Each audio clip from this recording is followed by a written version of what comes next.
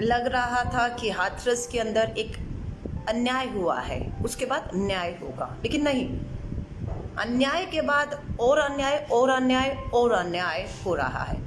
अब यहाँ तक हो गया कि सरकार अपनी छवि को बचाने के लिए हाथरस की पीड़िता जो दम तोड़ चुकी है, हमारे बीच में नहीं है, उसका चरित्र हनन किया जा रहा है। उसका चरित्र हनन जो दम तोड़ चुकी है ही नहीं हमारे बीच में। डाइंग स्टेटमेंट बच्ची ने दिया कि उसके साथ बलात्कार हुआ है। सिर्फ हमारे पास अब उसकी वो आवाज और वो वीडियो रिकॉर्डिंग है जिसमें वो कह गई है कि उसके साथ बलात्कार हुआ है। आपने सुना, हमने सुना, परिवार ने उसका डाइंग स्टेटमेंट सुना। अब नार्को टेस्ट किसका करेंगे? बच्ची ने तो दम तोड़ दिया अपना बयान देकर। अब आपका, मेरा, परिवार का नार्को टेस्ट होगा, हम बताएंगे सच है झूठ है। बेटी ने कहा बलात्कार हुआ है। कहा जा रहा है कि फोरेंसिक में बलात्कार नहीं आया। मैं सिर्फ पॉइंट बता रही हूं जिसपे ये पीड़िता से उसका न्याय का अधिकार छीन रहे हैं। कहा जा रहा है कि फोरेंसिक में बलात्कार नहीं आया। मेडिकल एक्सपर्ट बताते हैं कि कोई भी मेडिकल जांच के परिणाम 96 घंटों के बीच में अगर जांच हो तो आते हैं। अगर समय 96 घंटे से ऊपर हो जाए तो उसके परिणाम आना बेहद मुश्किल होता है। इस केस में भी यही हुआ। बच्ची का जो मेडिकल था वो सैंपल 11 दिन के बाद लिए गए। 11 दिन के बाद मेडिकल रिपोर्ट में ये लिखा है साफ कि मेडिकल जांच में, क्योंकि सैंपल 11 दिन के बाद मिले इसलिए नहीं आएगा, पर इससे इनकार नहीं किया जा सकता कि बलात्कार नहीं हुआ है। और बेटी का स्टेटमेंट है, पहली बात। दूसरी बात, संदीप, अब उसका चरित्र हनन बेटी का कैसे किया जा रहा है? बेटी ने कहा था 14 तारीख को बलात्कार के बाद कि संदीप ने उसके साथ ये हरकत की है। अब ये संदीप चरित्र हनन देखिए, संदीप उसका भाई भी है। ये कब पता लग रहा है इनको? 14 को, 15, 16, 17, 18, 30 तारीख तक जब बेटी ने दम तोड़ दिया, उसका अंतिम संस्कार 2:30 बजे तक आप फूक रहे हैं उसे पेट्रोल डालकर, तब तक आपको भी ये नहीं पता था कि पीड़िता ने जो संदीप कहा है वो उसका सगा भाई है। और आपने किसको गिरफ्तार करके जेल भेजा? क्यों? क्योंकि आपको पता था कि पीड़िता कौन से संदीप की बात कर रही है, इसलिए आपने भी उसी संदीप को पकड़ के जेल भेज दिया। और आज किसी तरह बेटी का चरित्र हनन करने के लिए कभी लव एंगल, कभी संदीप जिसने बलात्कार किया वो आरोपी संदीप नहीं जो जेल में है, ये आरोपी है, उसका सगा भाई है। आप देखिए, भाई के ऊपर आरोप लगे जा रहे कि बेटी ने जिस पे बलात्कार का संदीप पर आरोप लगा उसका भाई है। कितना नीचे गिरेंगे आप, कितना नीचे गिरेंगे आप? शर्म आनी चाहिए, डूब मरिए। रंजीत श्रीवास्तव, प्यार से थूक दीजिएगा इसके मुंह पे, अगर कहीं मिल जाए तो प्यार से थूकिएगा। हम गांधीवादी हैं लेकिन थूक दीजिएगा। ये क्या कहता है रंजीत श्रीवास्तव? ये सारी लड़कियां, गरीब, दलित की, शोषित, पीड़ित लड़कियां, ये सारी लड़कियां बाजरे, मक्के, गन्ने, अरहर के खेत में ही मरी हुई क्यों पाई जाती हैं? थोड़ी शर्म है आप में? क्या कह रहे हैं आप? निर्भया का भी जिक्र कर दिया और ये कह दिया कि निर्भया में उसके मांग में सिंदूर नहीं था, वो अपने मंगेतर के साथ, बॉयफ्रेंड के साथ थी, इसलिए उसके साथ हुआ।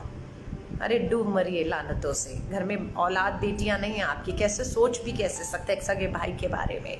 हाँ, जिसके आप, और उसके बाद कहते हैं कि बेटी का अंतिम संस्कार 30 तारीख को रात को 2:30 बजे इसलिए करना पड़ गया, दंगे, जातीय दंगे भड़कने का सुबह तक डर था 30 सितंबर के बाद 1 अक्टूबर को। लेकिन ये दंगे वाला एंगल, अंतरराष्ट्रीय साजिश का एंगल 30 तारीख को जब आप फूक रहे थे इस बहाने को लेकर, तब क्यों नहीं बताया? 1 अक्टूबर को क्यों नहीं बताया कि क्यों अंतिम संस्कार 2:30 बजे करना पड़ा? क्यों 2 अक्टूबर तक आपने नहीं बताया कि ये अंतिम संस्कार जातीय दंगे भरने और अंतरराष्ट्रीय साजिश है? इसलिए ये अब जाकर किसी तरह से भी अपने आप को, अपनी छवि को बचाने के लिए, अपने आप को बचाने के लिए ये एक मनगढ़ंत कहानी, षड्यंत्र रखा जा रहा है। PFI, popular front of India, सुनिएगा ध्यान से, ये पॉपुलर फ्रंट ऑफ इंडिया के ऊपर इन्होंने, भाजपा की सरकार ने दिल्ली के 2020 के दंगों में, क्योंकि ये सभी लोग, हम भी थे, CAA प्रोटेस्ट में, नागरिकता कानून के प्रोटेस्ट में आंदोलन कर रहे थे देश भर में, PFI ने भी किया, 2020 में दिल्ली में दंगे हुए, इन्हें चिन्हित किया गया कि दिल्ली के अंदर जो दंगे हुए हैं इसमें पीएफआई का हाथ है। ठीक है, आपके पास सबूत होंगे, लेकिन ये सबूत कोर्ट में क्यों नहीं पेश कर पाए? कोर्ट में तो आपने नहीं पेश कर पाए और पीएफआई बाइज्जत बरी कर दिया गया। उसके बाद सीए प्रोटेस्ट में डॉक्टर काफिल खान ने हिस्सा लिया। डॉक्टर काफिल खान को भी देशद्रोह का आरोप लगाकर जेल में डाल दिया इन्होंने।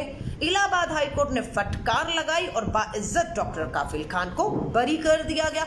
ये क्यों मुंह की खानी पड़ती है? ये आरोप लगाते हैं, सबूत नहीं होते उनके पास। तबलीगी जमात, कोरोना महामारी में इन्होंने तबलीगी जमात के ऊपर कितने गंभीर आरोप लगाए, लेकिन सबूत नहीं दे पाए। मुंबई हाईकोर्ट और मद्रास हाईकोर्ट ने बाइज्जत बरी किया तबलीगी जमात के लोगों को और कहा बली का बकरा बनाए जा रहे हो, सारी एफआईआर रद्द कर दी। यहां पर भी भाजपा संघ की सरकार को मुंह की खानी पड़ी। आज फिर एक बार पीएफआई पर आरोप लग रहा है, सबूत होंगे इनके पास। पर मैं आपको ये कहती हूं कि ये पूरी हाथरस की घटना एक और है जिससे आप इनकार नहीं किया जा सकता कि बलात्कार हुआ। उस बलात्कार से आप जानकर इनकार कर रहे हैं, आपने सबूत तथ्यों को मिटाने की कोशिश की। पूरी भाजपा का, चाहे ये बेशर्म रंजीत श्रीवास्तव जो कहते हैं ये बेटियां खेतों में ही क्यों बलात्कार के बाद पाई जाती हैं, इनके सांसद राजवीर सिंह दिलेर अलीगढ़ की जेल में क्यों बलात्कार के आरोपियों को मिलने जाते हैं, इनकी विधायक राजस्थान से मीनाक्षी महेश्वरी ये कहती हैं कि हम नार्को इसलिए चाहते हैं क्योंकि हमें मालूम है ये बलात्कार नहीं हुआ, ये मात्र बदनाम करने की साजिश है। ढूंढ मरिए किसके साथ खड़े हैं? क्यों? पहला मामला है कि जज पीड़िता के घर गया है। इससे पहले शायद कोई मामला हो जहां पर जज को उठकर मजबूर होना पड़े कि वो पीड़िता के घर जाए। ये जज भी अंतर्राष्ट्रीय साजिश के तहत पीड़िता के घर गए, आपका ये कहना है? अंतर्राष्ट्रीय साजिश के तहत जातीय दंगों में क्या आप आरोपियों के परिवार, उनके समर्थकों को भेज रहे हैं रैलियां कराने के लिए, परिवार को धमकाने के लिए अंतर्राष्ट्रीय साजिश के तहत? प्रधानमंत्री मोदी जी मौन है।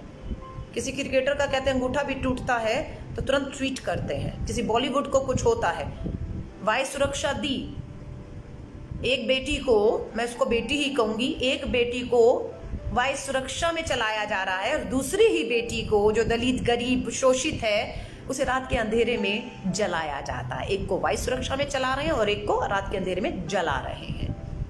लगातार अन्याय हो रहा है। प्रियंका गांधी जी, राहुल गांधी जी हाथरस क्यों गए, बलरामपुर क्यों नहीं गए?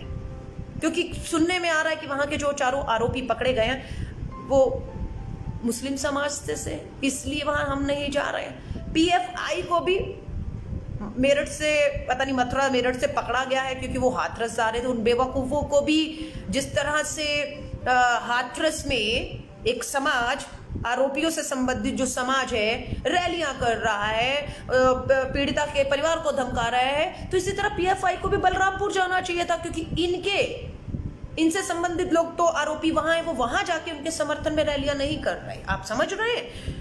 बलरामपुर में कोई किसी के समर्थन में रैली नहीं कर रहा, कोई ये नहीं कह रहा बलात्कार नहीं हुआ, लेकिन हाथरस में ये कहा जा रहा है कि बलात्कार नहीं हुआ, जीभ नहीं कटी। वो संदीप बलात्कार का जिस पे आरोप है वो नहीं, इसका सगा भाई है। लव एंगल दिया जा रहा है। ये लव एंगल, अगर पुराना लव एंगल था तो उसको 14 तारीख को क्यों नहीं बुलाया, बताया पुलिस ने या फिर गांव वालों ने या फिर जो आज कर रहे हैं। आज अक्टूबर में 6-7 अक्टूबर को ये लव एंगल दे दिया गया, संदीप उसका भाई बता रहे। शर्म करिए ना।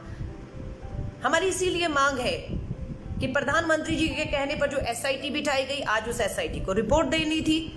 उस एसआईटी की रिपोर्ट में पता नहीं क्या समझ नहीं आया, 10 दिन का और समय दे दिया गया। और एसआईटी के मायने क्या है? जब सीबीआई की जांच के आदेश दे दिए गए तो एसआईटी का क्या आप समय बढ़ा रहे हैं? उसका तारीख पे तारीख एसआईटी वही जो योगी सरकार के पूरे अधीन दिशा निर्देश पे काम कर रही है, जैसे डीएम ने किया है। सीबीआई की मांग, जांच के आदेश के बाद नोटिफिकेशन क्यों नहीं हो रहा? क्यों सीबीआई अभी तक 2-3 दिन से ऊपर हो गए हरकत में नहीं आ रही है? ये तो पीआईएल धन्यवाद करते हैं लोगों का कि जिन्होंने देखा कि पूरी सरकार, योगी आदित्यनाथ की सरकार, पूरी भाजपा मंत्री, सांसद आरोपी बलात्कारियों के समर्थन में खड़े हैं, तो कुछ लोगों ने उस गरीब शोषित दलित परिवार की जिसकी बेटी चली गई है उसके सम्मान में सुप्रीम कोर्ट, दिल्ली के अंदर सुप्रीम कोर्ट के अंदर जो है PIL डाला। PIL की सुनवाई से पहले अभी सुप्रीम कोर्ट ने योगी आदित्यनाथ की सरकार को नोटिस नहीं किया था, उससे पहले इन्होंने हल्फनामा दे दिया। आप समझ रहे हैं, हल्फनामा दे दिया और उसमें कह दिया जी बलात्कार तो हुआ ही नहीं है। मैंने आपको बता दिया 11 दिन के बाद सैंपल लिए हुए, खुद मेडिकल वाले कह रहे 11 दिन के बाद सैंपल में कभी भी साबित नहीं होगा, पर ये कहना कि बलात्कार नहीं हुआ इससे इंकार नहीं कर सकते। हल्फनामा दे दिया। नहीं बता पा रहे कि 2:30 बजे क्यों बेटी का अंतिम संस्कार कर दिया गया आपके द्वारा, DM द्वारा। दिशा निर्देश लखनऊ के योगी आदित्यनाथ से थे। आज बहाना बताया जा रहा है, 30 को बहाना नहीं बताया गया, एक सुबह तक नहीं बताया गया कि क्यों ये सब किया जा रहा है। बताया गया कि अब अंतर्राष्ट्रीय साजिश के तहत दंगे हो सकते थे, हल्फनामा दिया जा रहा है। आप समझ रहे हैं। मैं ये कहती हूं कि आपसे सुरक्षा नहीं की जाती बेटियों की, राज्य की। 2:30 बजे आपने बेटी का शव पेट्रोल डालकर फूंक दिया, 5 बजे सूरज आ जाता है, 6 बजे तक 3-4 घंटे की बात थी। आप पूरे गांव को आपने सील किया, 2 दिन तक पीड़िता तक उसके परिवार को बंदी बनाकर रखा, डराया धमकाया, स्टेटमेंट ली, जबरन हस्ताक्षर कराए, कोई मीडिया, वकील, कोई लोग उस तक नहीं पहुंच पाए। आप समझ रहे हैं। तो आप अगर चाहते तो जिस तरीके से किलेबंदी उस गांव की परिवार की थी, आप 30 तारीख की सुबह 6 बजे भी वही किलेबंदी कर देते, ताकि कम से कम पीड़िता के परिवार की उपस्थिति में सुबह 6 बजे उसका अंतिम संस्कार किया जा सकता था। छावनी तो 2 दिन बनाया, कोई नहीं पहुंचा ना। तो 30 तारीख की जगह 1 अक्टूबर की सुबह 6 बजे अंतिम संस्कार कर देते, परिवार भी रहता, चेहरा भी देख लेता। परिवार जो कह रहा है हमने तो चेहरा नहीं देखा, हमें तो पता ही नहीं है कि बेटी हमारी थी किसी की है।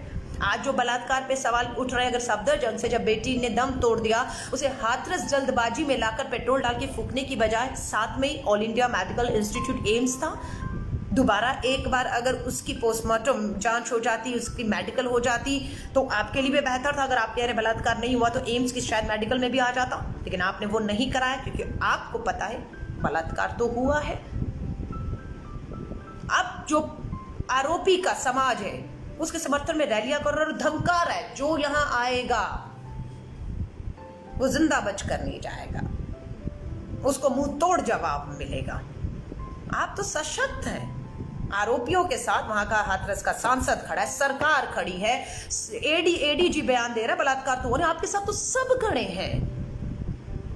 और अन्याय होता हुआ दिखते हुए हमारे जैसे लोग अगर शोषित, दलित, पीड़ित परिवार के साथ न्याय के लिए हमें मजबूर किया गया खड़े होने को, और हम खड़े हैं। कहा गया कि लाव लश्कर के साथ राहुल गांधी जी, प्रियंका गांधी जी हाथरस पहुंचे। मैं आपको बताना चाहती हूँ, ऑन रिकॉर्ड है सब चीजें।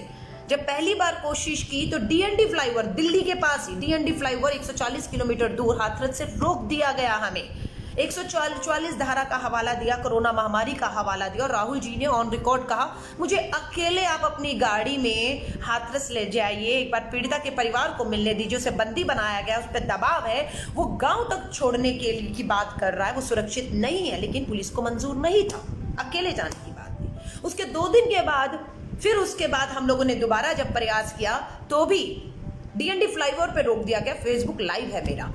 उस समय भी राहुल जी को 5 सांसदों के साथ हाथरस जाने की इजाजत मिली और मात्र 5 ही लोग पहुंचे। हम वहीं से वापस हो गए थे, हम वहां तक नहीं गए। अगर यही सब हरकतें आप कहते हैं प्रियंका गांधी जी यहीं क्यों दिख रही हैं, बलरामपुर, राजस्थान, छत्तीसगढ़ क्यों नहीं दिख रही हैं? मैं कह रही हूं जहां जहां अन्याय होते हुए दिखेगा, अपराध के बाद न्याय होते हुए नहीं दिखेगा, हम वहां वहां बोलेंगे। जहां लगेगा अपराध हुआ है लेकिन सरकार अपनी जिम्मेदारी बिना पक्षपात करते हुए निष्पक्षता से न्याय कर रही है, हमें और आपको वहां पर बोलने की जरूरत ही क्या है? हमने इसलिए तो सरकारों को चुना था कि न्याय करेंगी, और अगर कहीं सरकारें न्याय कर रही होंगी तो आपको और मुझे तो बोलने की जरूरत नहीं है। हम इस मामले में क्यों बोल रहे हैं हाथरस पे? क्योंकि यहाँ अन्याय हो रहा है, यहाँ पीड़िता के परिवार को पूरी तरह से दबाव दिया जा रहा है। लव एंगल, भाई संदीप पर बलात्कार करने वाला, उसका चरित्र हनन किया जा रहा है, उसे बदनाम किया जा रहा है। वो गरीब की बेटियां खेतों में ही जाकर क्यों मरती है, किसी ने घसीट के लाते हुए नहीं देखा है। थोड़ी भी संवेदनशीलता बची है? नहीं बची है।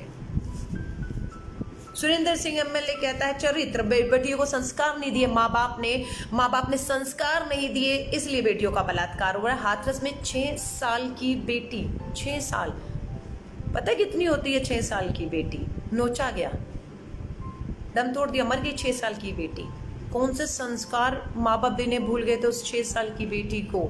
संस्कार 6 साल की बेटी को देने थे, हमें अपनी बेटियों को देने थे, या उन वहशी दरिंदे हवस के भूखे भेड़ियों को, माँ बाप को, समाज को देने थे? किसको देने थे? बहुत आसान है। आज गुरुग्राम में 25 साल की बेटी को घर में 4 लोगों ने घुस के बलात्कार किया और उसका चेहरा पूरी तरह से नोच डाला है। जिंदगी मौत में जूझ रही है। कौन से संस्कार? घर में थी वो तो अपने 4 दीवारी में सोच रही थी सुरक्षित है, आपने वहां पर भी इसको नहीं छोड़ा। मैं आपसे आज दोबारा दोहरा रही हूँ, मात्र 4 राज्यों में हमारी सरकार है। कहीं पे भी लगे आपको कि बलात्कार के बाद सरकार पीड़िता के साथ नहीं, बलात्कारियों के समर्थन में खड़ी है, न्याय नहीं हो रहा, फास्ट ट्रैक में केस नहीं चल रहा, उसे कानूनी मदद, उसे मेडिकल मदद, उसे काउंसलिंग, उसे मदद नहीं दी जा रही, अलकलम बाप के साथ खड़ी है। लेकिन ये सब चीजें जो बेटी का अब चरित्र हनन करना शुरू कर दिया है, मैं माफी चाहूंगी, इन्हें कहिए हाथ जोड़कर, हाथरस की बेटी ने दम तोड़ दिया है, हमारे बीच में अब वो नहीं है, उसे न्याय नहीं दे सकते तो भाजपाइयों से कहिए उसका चरित्र हनन तो मत करिए, चरित्र हनन मत करिए। पीड़िता का परिवार सुरक्षित महसूस नहीं कर रहा, गांव छोड़ने पर मजबूर किया जा रहा है और वो वहां से जाने भी चाहते हैं। अगर परिवार वहां से चला जाता है या उसे कुछ भी होता है तो ये सबसे बड़ी नाकामी भाजपा की योगी आदित्यनाथ सरकार की होगी, अजय बिष्ट की होगी। इसीलिए हम कहते हैं 2 चीजों की मांग लगातार कर रहे हैं। जब तक ये सरकार, ये मुख्यमंत्री, ये डीएम रहेंगे, हाथरस की बेटियों को न्याय नहीं मिलेगा। हाथरस की इस घटना के बाद दोबारा कोई हाथरस में सोच भी कैसे सकता है कि बेटी का बलात्कार है? इस तरीके की कार्रवाई सरकार को करनी चाहिए थी या संदेश देना चाहिए था। लेकिन हाथरस में ही ये इतना बड़ा जघन्य अपराध होता है, पूरी देश की मीडिया चला रही है आप और हम लगातार, उसके बावजूद भी हाथरस में ही दोबारा हिम्मत होती है 6 साल की बच्ची को नोचने की, उसी हाथरस में। क्यों एक खौफ और डर उस अपराधी में नहीं था जो हाथरस की इस बेटी के बाद 6 महीने की बच्ची को नोच रहा था? क्योंकि उसे पता है ये सरकार, ये पुलिस, ये प्रशासन, ये डीएम पीड़िता के नहीं बलात्कारियों के साथ खड़ा होगा, इसलिए उन बलात्कारियों की हिम्मत हो जाती है। वो खौफ, वो डर नहीं आता, रूह नहीं कांपती कि मेरे साथ ये होगा, ये क्या होगा, ये तो कुछ हो ही नहीं रहा ना अपराधियों के साथ, उनके साथ तो पूरी सरकार खड़ी है। बलात्कार नहीं हुआ, जीभ नहीं कटी, वो तो आप कह दीजिए सब अंतर्राष्ट्रीय साजिश है शुरू से अभी तक। CAA प्रोटेस्ट के नाम पर दिल्ली के दंगे करवा दिए, CAA प्रोटेस्ट के नाम पर फिर आप ऐसे लोगों को निशाना बना रहे हैं कि आप बताएं ये CAA के प्रोटेस्ट वाले हैं, ये इस्लामिक फंडिंग ले रहे हैं, आप मुद्दे से भटका रहे हैं। मैं कहती हूँ आप उसकी जांच करिए, सबूत है सूली पर चढ़ा दीजिए, सबूत है तो सूली पर चढ़ा दीजिए, पर हाथरस के मुद्दे से हम आपको भटकने नहीं देंगे। ये सब कुछ डीएम को जो किया है वो योगी आदित्यनाथ के आदेश पर हुआ है, उनकी देखरेख पर हुआ है। इसलिए हम 2 चीजों की मांग कर रहे हैं कि डीएम और योगी आदित्यनाथ का इस्तीफा होना चाहिए, उनके रहते हुए यहाँ पर कभी न्याय नहीं मिल सकता है। और दूसरा, सुप्रीम कोर्ट के सिटिंग जज के अधीन इसकी पूरी एक निष्पक्ष जांच फास्ट ट्रैक कोर्ट के तहत होनी चाहिए और दोषी करार दिए जाने पर इन्हें फांसी की सजा होनी चाहिए, हमारी ये मांग है। आप सभी लोगों की आवाज बुलंद करते रहिए। बेटी का चरित्र हनन हम बर्दाश्त नहीं करेंगे, हम बिल्कुल बर्दाश्त नहीं करेंगे। अगर आपको लगता है कि ऐसा कुछ नहीं हुआ है तो आप, सुप्रीम कोर्ट में मामला चल रहा है, इलाहाबाद हाई कोर्ट ने संज्ञान लिया हुआ है, आप यकीन करिए, लेकिन धमकाना परिवार को बंद कीजिए। ये बर्दाश्त ना कांग्रेस करेगी, ना राहुल गांधी जी करेंगे, ना प्रियंका गांधी जी करेंगे, ना हम करेंगे। सड़कों पर एक बार नहीं, हजारों बार आना पड़ेगा, हम आएंगे, बेटियों को न्याय तो दिलाएंगे। मैं कहूँगी इस वीडियो को शेयर करिए ताकि जो झूठी बातें, अफवाहें, आपका जो है नार्को टेस्ट होना चाहिए, बलात्कार नहीं हुआ है, परिवार को धमकाया जा रहा है, उसका चरित्र हनन हो जाए, सबके जवाब मैंने आपको दिए कि क्यों हम हाथरस पे बोलते हैं और क्यों हम दूसरे मामलों पे बोलने को आज मजबूर नहीं है, क्योंकि वहाँ वो नहीं हो रहा जो हाथरस में हो रहा है। इसलिए कहूँगी वीडियो को शेयर करिए, जितने भी साथी जुड़े उनका धन्यवाद करूँगी, क्योंकि आप और हम आवाज़ उठा रहे हैं, इसलिए हाथरस के मामले पर इनकी आगे हिम्मत नहीं हो रही। कि और अन्याय कर पाए, इसलिए से एक अंतर्राष्ट्रीय साजिश का नाम दिया जा रहा है। जय हिंद, जय भारत। सब्सक्राइब करें आपके अपने चैनल समता आवाज़ टीवी को, बेल आइकन दबाना ना भूलें सबसे पहले हमारी वीडियो देखने के लिए।